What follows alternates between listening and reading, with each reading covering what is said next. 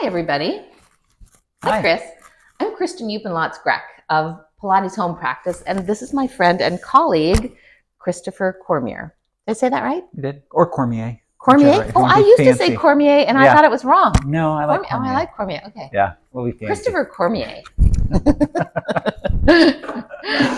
We're chatting today because I've invited him to come and be a guest teacher at Pilates Home Practice and for my group coaching program, Kitchen Dancer. So he's a Pilates teacher, a massage therapist. You've done neuro drill stuff too. Yeah. And a fascial, what do you call yourself? I'm into fascia. He's into fascia. Yeah, fashion nerd. I think it's fascinating. A fashion nerd. Yeah. So he's going to be doing all kinds of interesting things with me for the community that have been building, and now I'm kind of just have some new ideas, and we've got now a community site. So I'm going to be inviting people into the next group coaching program, which starts April 7th. And also there's a long-term community, because I think we all know that 8 weeks is a nice start, but this is work that we must practice for a lifetime. So we're going to talk to Chris about what is fascia, and why do we need to worry about our fascia, and what can we do in little moments in our day? Can we do just a little something and make a big difference? I think so. I think so too. Yeah. All right. Tell us a little bit about what fascinates you about fascia. What fascinates me about fascia? Isn't it fascinating? We taught a workshop called Isn't It Fascinating? Yes, and you were the so fashionista. Clever. The fashionista. Yeah. Fascia is fascinating because I think it's coming to the forefront in everyone's thought process and mind. Mm-hmm. I think in 2016 or 17, it was labeled actually a muscle, your interstitium. So it was our newest muscle. And is it a muscle or an organ? Organ. I think they label it as an organ, but it's kind of an in-betweener place. It kind of is just this. And we're still learning about it. Still learning so much about it. Yeah. I think it's so important because I came into the Pilates world thinking all about movement, and then I went into massage school because I wanted to do a little deeper dive, and I thought there was more to it than just working a muscle. You also had to learn how to relax muscles, and then it kind of blew my mind that muscles don't really matter. They matter, but what's really important is the fascia, and understanding that fascia is this web that just goes throughout your entire body, going from deep to superficial. And it's when our fascia is really messed up and bound up that can cause major dysfunction in different areas of the body and in the muscle. So it's... And then we both got into nervous system stuff because it seemed like, well, what is setting the fascia restriction? Your nervous system. Yeah. And the nervous system, and actually what really got me into, I have to laugh a little bit, was feet. And Kristen is all about feet, and she was the one that inspired me to go and learn about feet, and understanding that our fascial connections from our feet go all the way up into our core. And that your feet are your foundation. And so having that strong foundation and understanding the fascial lines of your feet and how important it is to have good posture, support, and one of the things that I teach people in my workshop, Your Feet Are Your Foundation, is to test out how their arm feels lifting and lowering, roll out the fascia of your feet, and then lift and lower your arm again. And most everybody feels a difference. Yes. And I think of that as I think of the fascia like your long underwear. And if it gets all bound up and shoved into your shoe, you can't move your arm very well. But then if you kind of smooth out that bottom of your fascial foot, then everything moves better. It just is like a shortcut to recognizing how connected everything is. Yeah. Yeah. And so I did some work with a functional podiatrist named Emily Splickle. And that's so great to know that there's a functional podiatrist. Yeah, she's in Phoenix, Arizona, and she has a lot of tools and resources and offers so much on information. So I've done her training and continuing to do her training, and feet are just amazing. They're just fascinating. And we have terrible feet in the United States. And we have zero understanding. And more and more, what really drives me crazy is more and more we're getting these like fluffier shoes with more arch support and more fluff. And so we're all walking on like marshmallows and a piece of hard plastic under your arch. And how could we possibly have good connection to the earth with all that? And because our feet are hurting more and more, instead of getting your feet out and touching them and moving them and getting them connected to the earth, wearing more barefoot type shoes, people are wearing I'm watching people with crazy wing things out the sides of their and then nothing but I can't do anything without my arch support, I think arch supports are fabulous, but they're a tool to help to strengthen. You need to do work outside of that, because ideally you don't want to have to always wear an arch. They're like braces. I was just watching it was a presentation on what we think of as flat feet. And just how flat feet sometimes are just more mobile feet that could have all kinds of nice lift and they have and we get that mobility stuck, and so we stick a big hard thing underneath them, and then you drop into that, and you lose all that nice ability to move and lift. You're not doing any strengthening outside of it. You're not trying to build muscle tone so that you can support your natural ankle movement, because part of it is just that's how our bodies are. Some people are more mobile, some people are more strict. So, and that's a lot of that is fascia and an understanding of that. You just made me think of how many of my clients in their 60s and 70s, even 80s, many years later go, oh, I fell off my ankle. I wrenched my ankle, and nobody ever really addressed it. And so much of that old overstretched. And the importance of, I'm going to go on this little tangent, but like just having big toe mobility, the ability to push off. I mean, it's interesting the number of clients that I see that have had either fusion of their first toe and having low back disc problems. I can think of 10 clients. And so correlation is not causation, but it's something that's worth noting. That's what I always tell people. If you got something going on and you don't hurt, probably not a problem. But if something's hurting, we can look at what's going on, and usually you can usually see somewhat of a line. So that big toe push off is a big and important part.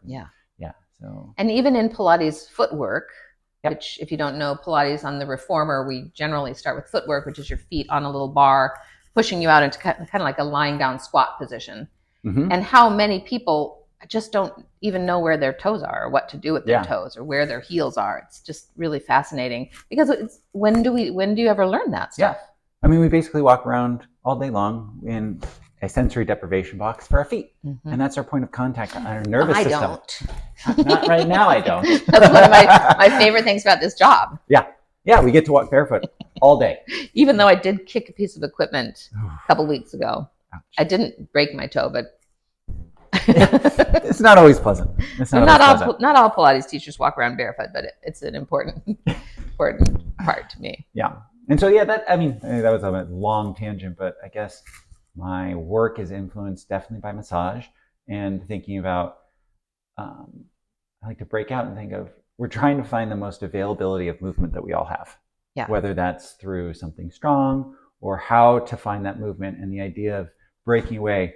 It has to be this way. Well, it has to be this way maybe for that person. But finding what it is that your body has access to. And I think that's the fun thing that we get to do. That's exactly it, which is why I created my courses the way that I did, because I see all these people online, because I watch what everybody else is selling and creating. And so many of them say, the one most important muscle, the 3 exercises you must do every day. And sometimes I try them and go, I already have that mobility. I already have that strength. And I mean, one person might go, hallelujah, that's exactly what I needed. But we're all so different. Looking back at our injuries and our patterning and what we're aware of. So to me, what I like to find is what is the thing that will move the needle the most? So, and bring it into everyday life. So noticing if you drop into your inner foot and your knee does something weird, just once, twice, maybe 3 times a day, pick a moment in your day where you just become aware of where your foot is and you just shift it. So yes, great if you do 20 minutes of work, of some kind of workout with bands and stuff. But I mean, most of my clients aren't like that. Yeah, and no, I'm no, not no. like that. I get a little neurotic. I can be like that sometimes. Well, but yes, yeah. but not. I don't like take a 20-minute. No. I'm actually. Somebody asked me, when you're walking, are you thinking about how you're walking? I'm like, oh yes, all the time, obsessively. Maybe my pinky toe, my pinky toe, my pinky toe. My thought is my thought firing. Is my thought fire? Exactly. You might see me walking down the street with my hand on my own. Oh yeah. So yeah, you can, and also my clients sometimes, well, like we're on a second story window in the studio, and sometimes they'll watch somebody walk by and they'll go, "Oh, look at their, Yeah. what a medial whip," or something that I've taught them over the years. You can't stop seeing it once you recognize it in yourself and you start watching everybody else. Yeah. Yeah. And we have a body. Why not? Like that's the one thing that we can actually explore and control somewhat, but it's fun to dive into it. It is fun, especially when you feel better. Yes. I mean, that's really the thing. Yeah. The reason that I do all that is because if I don't, my body doesn't feel its best.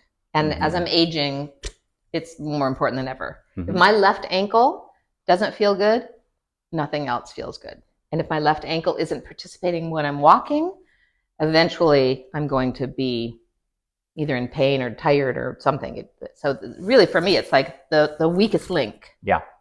That one little thing that's going to move the needle the most.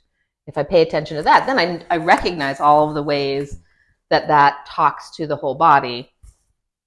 But it starts with that one little thing. And the Kitchen Dancer group coaching program goes through ankles, knees, pelvis, rib cage, breath, balance, mood, and even brain, because we're pulling in the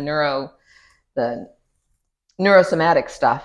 But it's fun, and it's available to anybody, even people. I have people who can't stand because they're in pain, so their knees don't let them stand up long. So even we do a little bit of kitchen dancing. I mean, it's called Kitchen Dancer. It's not only about dancing in your kitchen. It's more about how do you make mundane tasks feel full of ease and joy, like dancing through your life. Yeah.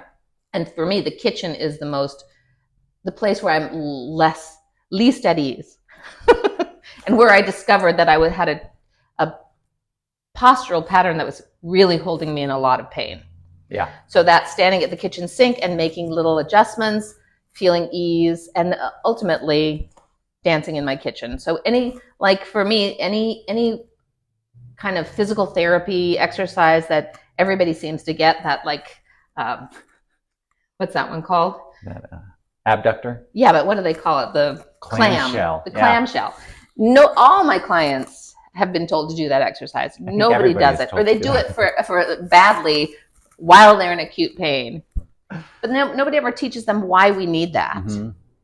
And it's, if you have to put on your exercise clothes and lay on your mat on the floor and your dogs and your dirty floor.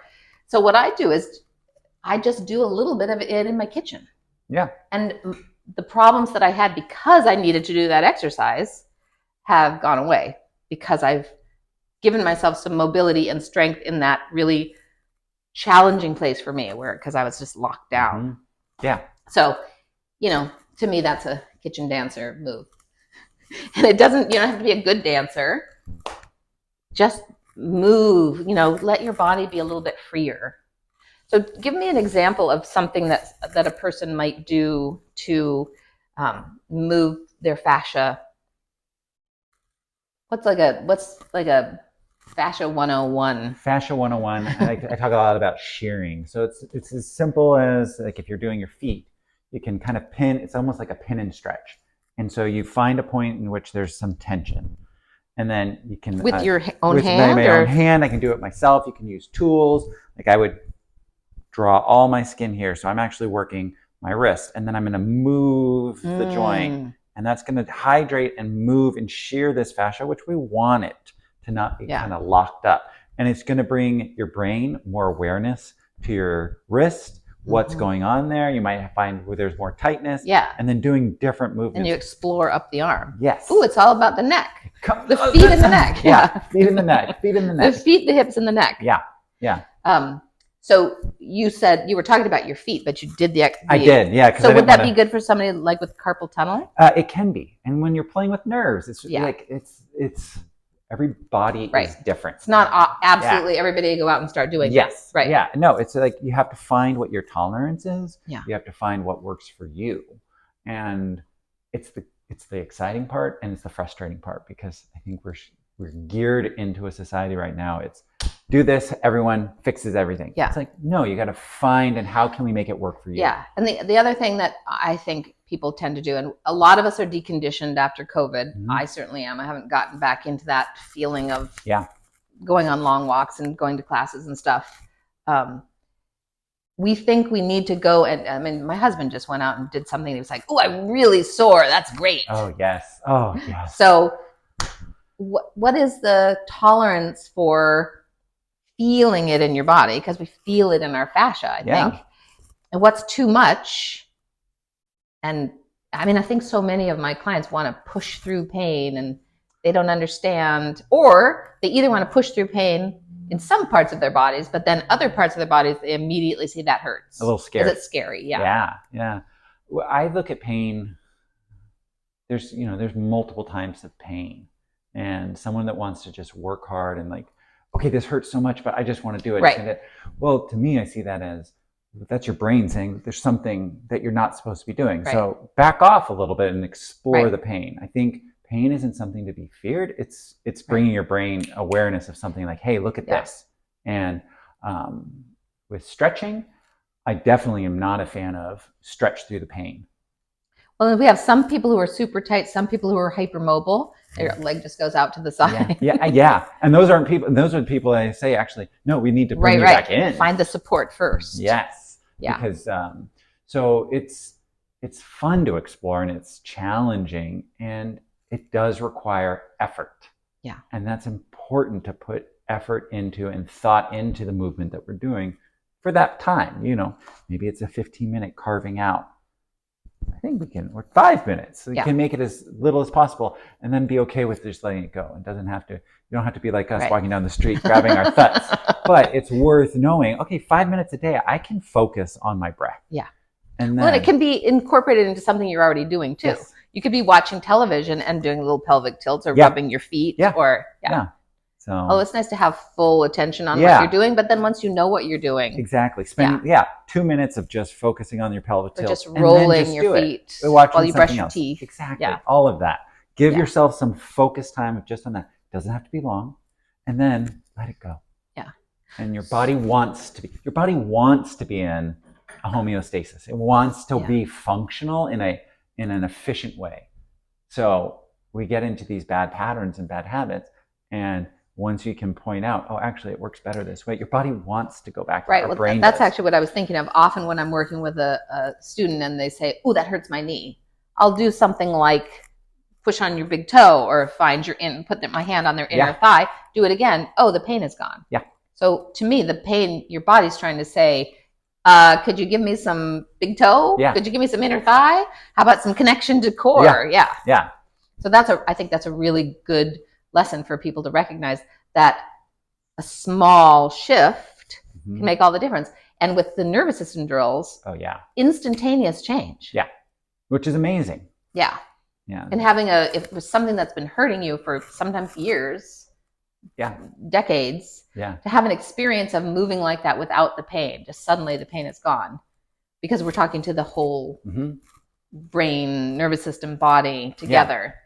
And it's pretty powerful. It is very powerful. And what I find fascinating with the work that you're doing, that I'm doing, and that a lot of people are doing, is they're very similar, but everyone's got their own little take on it. And I think that because a lot of what you're doing is, I'm doing something similar, but in a different lens. Yeah. And taking on that, and it's important to, I think I tell my clients, like, this isn't a monogamous relationship. Go out and see other people, hear what they have to say. It doesn't mean you don't have to be married just to me. Like, explore out there, because it's fascinating. Have you had the experience of a long-time client that you're trying to get them to understand a concept, then you go on vacation? Yes. Another teacher works with them. Well, I've had that experience with my clients seeing you, and they go, "Oh, Chris told me to pull in my belly, to exhale.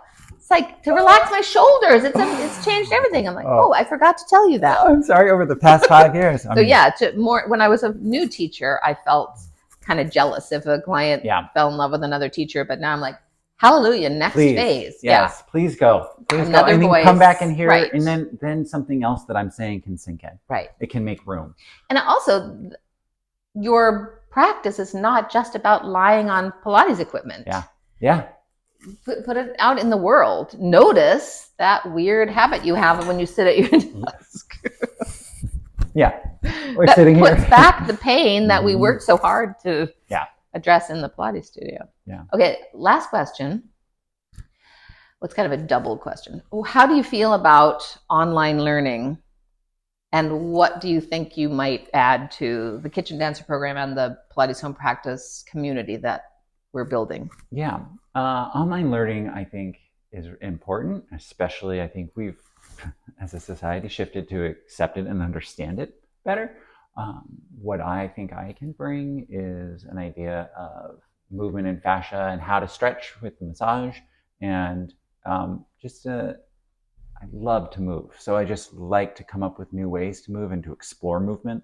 I like to work hard sometimes. I like to move in and out of that kind of intensity of sports movement.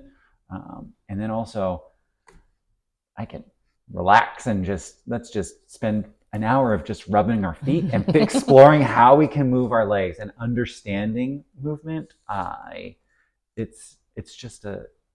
love it to explore and understand why our feet move, how they move, and how you can explore that and make it challenging. As easy as like just tapping your foot. How can you change one thing and all of a sudden that becomes an intense exercise. Right. That is not making you sweat and pound, but you're exploring like, oh, this is why when I walk, my foot's dropping, which causes my knee to hurt, then my low back. So that's what I think is that I look forward to bringing to the Kitchen Dancer community is just this way in which we can explore fascia and movement and hydration of fascia and breath.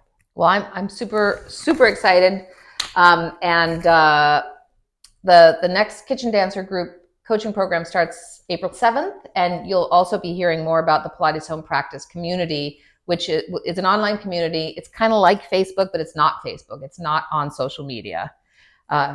So I've been trying different things. I finally found the community site that works for me that I'm super excited about. So there'll be free content and weekly classes and tutorials and kitchen dances. So not everybody wants to dance in their kitchen, but some of us like to dance in their kitchen. Do you like to dance in your kitchen? I do not.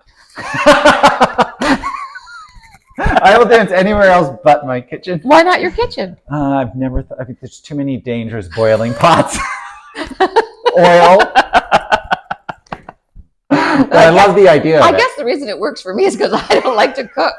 So I'm mostly not doing anything dangerous in my kitchen. Yeah, I like to cook in my kitchen. So okay, well, yeah. So but I love to dance. So dance everywhere else but my kitchen. But I would learn how.